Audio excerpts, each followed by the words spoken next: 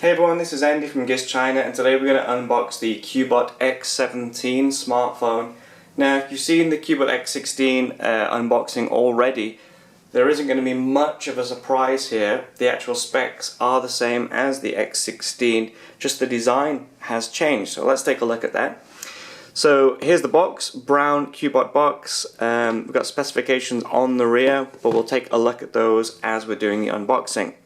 So if we just slide it open, first thing you see is the X17, and we've got this plastic coating cover on the phone to protect it while it's in transit, and it gives us details such as a 5-inch display.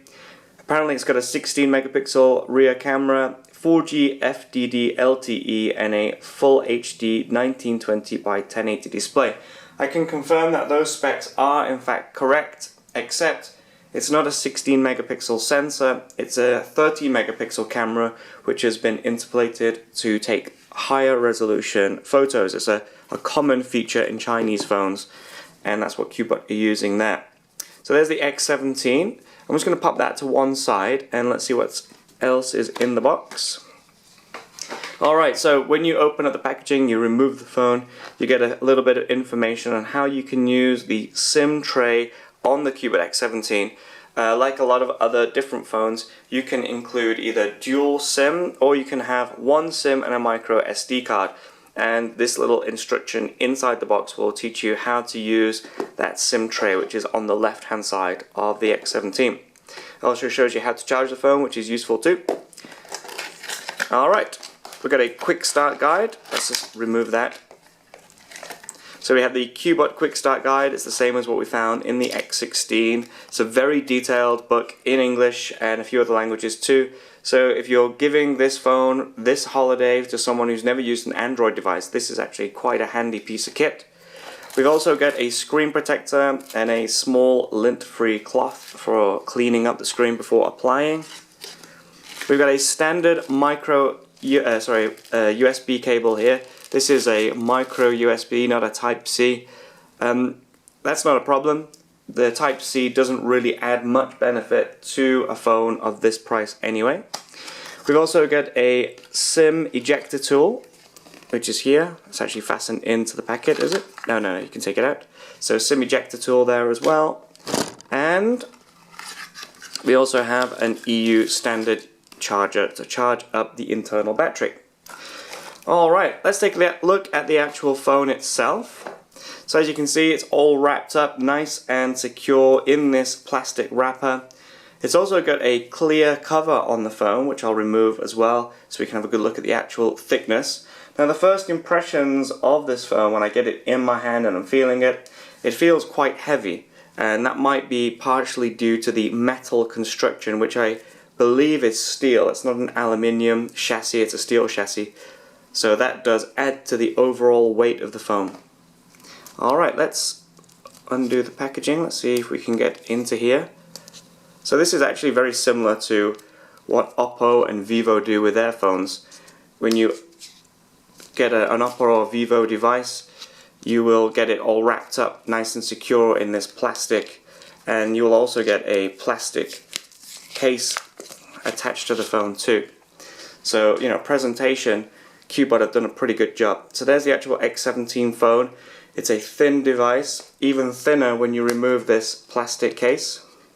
There we go, you can see the case. That should protect the corners if you drop it, and it will stop the back from getting scratched up. Okay, so as you can see, the design compared to the X16 is a little bit different. We've got this, it looks like a bezel-less screen that runs from edge to edge. But on closer inspection you can just make out the black bezels around the edge of the screen, and that's a 5-inch full HD panel. At the bottom of the screen, below the screen, we have these capacitive buttons for navigating through Android on the phone. Yeah. At the top we've got an 8 megapixel camera. Now again, I believe that to be an interpolated specification number, and I think it's actually a 5 megapixel camera at the top. On the rear we've got that 30 megapixel camera that can take 16 megapixel photos. We have a dual LED flash. We've got an aluminium, an aluminium cover across the rear This chassis around the edge is steel. We've got a 3.5mm headphone jack at the top. Got that the micro SIM and SD SIM tray on the left. Regular USB in the base, and we've got a power and volume rocker on the right. As you can see, it's pretty small. It's a nice compact phone. It's quite thin. It's very, very narrow in your hand, so it's actually very, very comfortable. If you're used to a 5.5 inch phone and you're going to something like this 5-incher, it does feel very, very comfortable.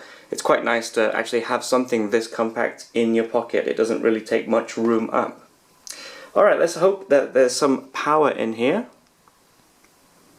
There you go, so it's just booting up now. Now the specifications of this phone include 3 GB of RAM. We've got a MediaTek MT6735A 1.3 GHz quad-core processor. That's running Android 5.1. Apparently this display is from JDI. And apparently the SD card will take up to, so the SD card reader will take up to 32 GB cards. Alright, so it's all booted up. Let's take a look at the actual device. Let's open it up, unlock it. So we've got a near stock looking Android system here. Let's have a look at the settings. You can see once we go into the menu, we have this black border around the edge of the phone. And you can see on the first screen of the menu, we've got a hot knot feature.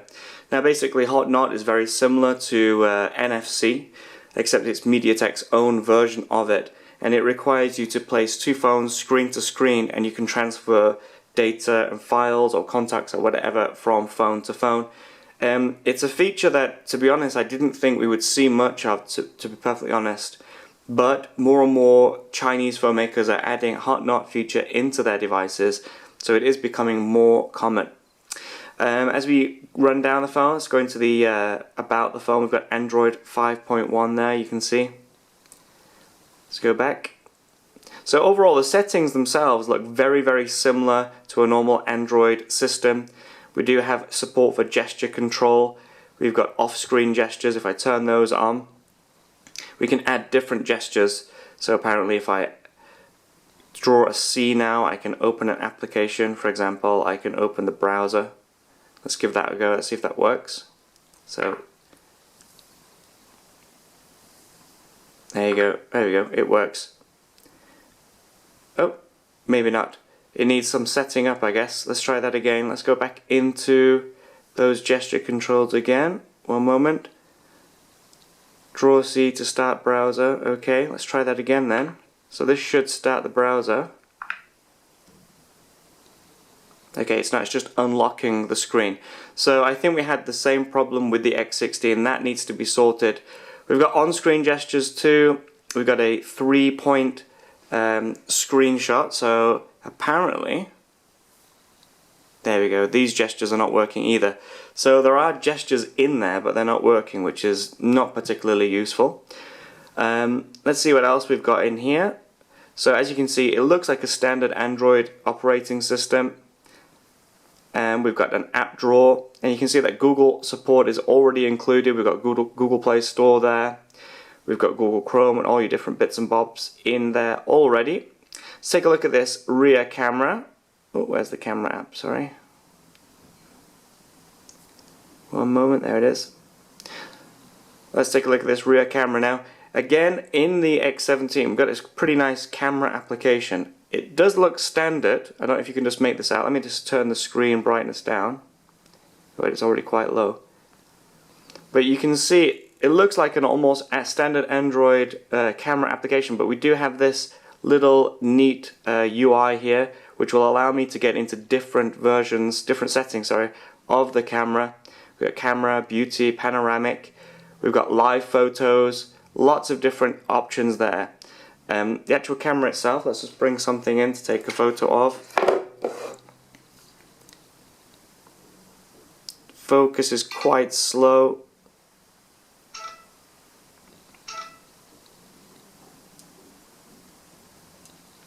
Let's try that again. Yeah, focus is a little bit slow. The actual photos themselves, not so bad actually. I mean, on this 5-inch Full HD JDI display, the images look okay, the colors look alright. Just before doing this video I was using the Yumi Iron Pro, and compared to that the Cubot X17 does appear to have better colors in the rear camera, so which is pretty good. Actually, yeah, if you just look a little bit closer at the camera you can see that there's a little bit of bubbling there. That could be, yeah, sorry, there we go. We've got a lens protector on the camera, so actually real camera performance should be a little bit better than what I just showed you there in the quick hands-on. Alright, so that's it. That's the Cubot X17 phone. I think I've gone through all the specifications. It's got 16 gigabytes of internal memory, 3 gigabytes of RAM. It's running Android 5.1 and a MediaTek MT6735A 1.3 GHz processor. Full HD display. The front camera has an f2.2 aperture and the rear camera also has an f2.2. It's got dual LED flash as well, the rear camera.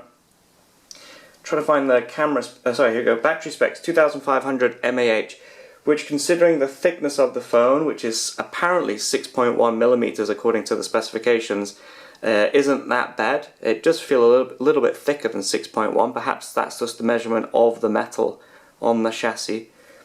The overall dimensions, for those of you who are interested, are 143.4 by 69.4 by 6.1. Those are the official dimensions, not the physical dimensions. I will measure them to be sure for the full review. Alright, so that's it. That's the Cubot X17 hands-on video. If you have any questions about this phone, please feel free to let me know in the comments below and I'll try my best to answer them as soon as possible. Thanks for your time. Bye-bye.